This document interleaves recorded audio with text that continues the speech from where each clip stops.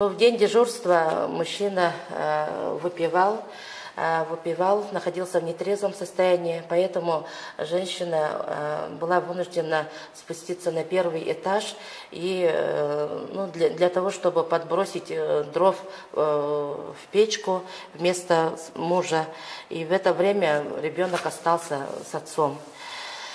Ну и во время отсутствия женщины мужчина сбросил ребенка со второго этажа в открытое межэтажное пространство лестничного проема.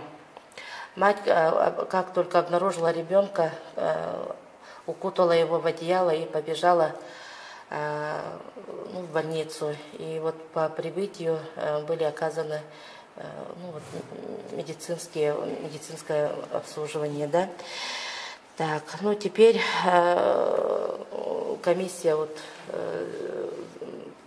провели заседание комиссии, сейчас ведутся следственные действия со стороны правоохранительных органов.